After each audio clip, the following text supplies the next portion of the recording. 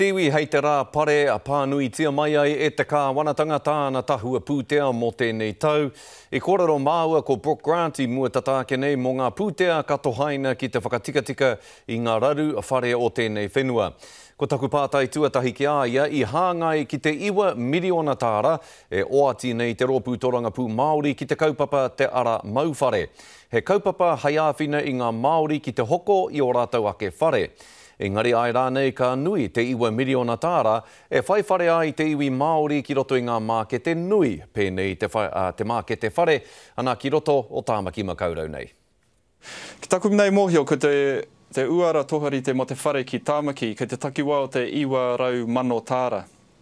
Nā mea ka whakamahi ai I taua 1 miliona tāra ki te moni tāpui mo te hoko whare.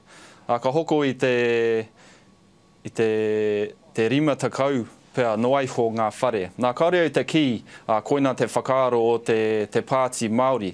Kaore kore ka whānui haere tō rātou tirohanga, ka taunaki I ngā kaupapa nunui mo tēnei raruraru. Engari, ko tāku noaiho he whakāhua I te nui o tēnei raruraru ka aro ake rātou. Te ahune e ngana ana te rōpū toranga pū Māori ki te āwhina I ngā whānau Māori o Tāmaki ki te hoko whare. He aha etahi kōwhiringa hei whai mā ngā whānau e te tuki ai te wawata kia hoko whare rātou. Ko rongo au mo te kōwhiringa ohu hoko, ara mo te shared ownership. He aha ngā kōrero mo te raha, momo kaupapa? Ka tino taunaki au I taua momo, I taua waka hoko whare. I te mea ka whakaiti ai I te taumaha a pūtea nei, ka noho ki runga tō ia te tangata pokohiwi. Ara mo te penapena ai I te moni tāpui, ka tahi. Tuarua I te utu I ngā utu whakahaere o te whare, ara ko te inihua, ko te utu taurewa pūtea, ko ngā utu mo te whakatapitapi I te whare. Mea ka raru ai tētahi tangata I tō tira. Tētaia e ia te mahi kua whakakorengia pēr tōna turanga mahi. Ka taia e ia te whirinaki ai ki wera atu o te rōpū, a mā rātau e utu kia rewa pai ai te waka, kia kaua te waka e totohu ai no te rarurari no ngā he o tētahi anake. Nō reira, koe reira etahi o ngā pāinga o te ohu hoko, te shared ownership. He aha ngā ngoikoretanga o te rā momo kaupapa hoko whare? I te nuingata wā, ka ahu mai ngā ngoikoretanga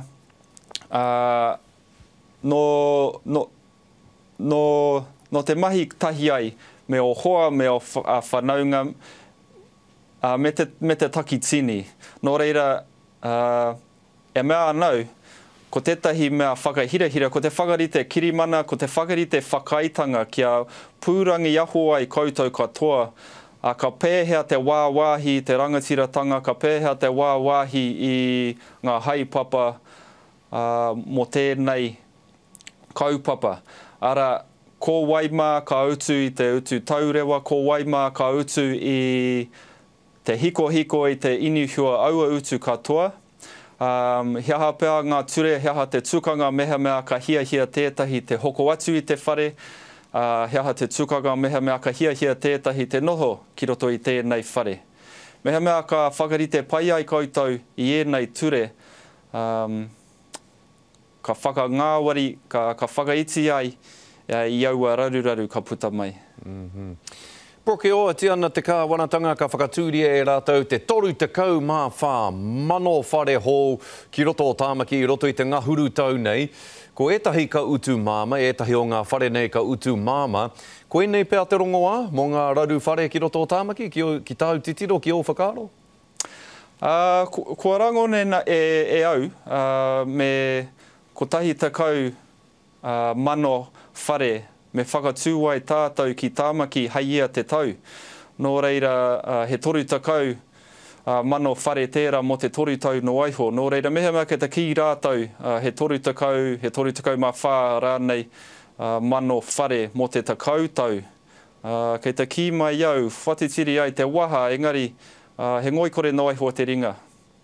Kaore tutuki ai ngā raruraru o te mākete ki Tāmaki rā, ki tēnei pāpāhotanga.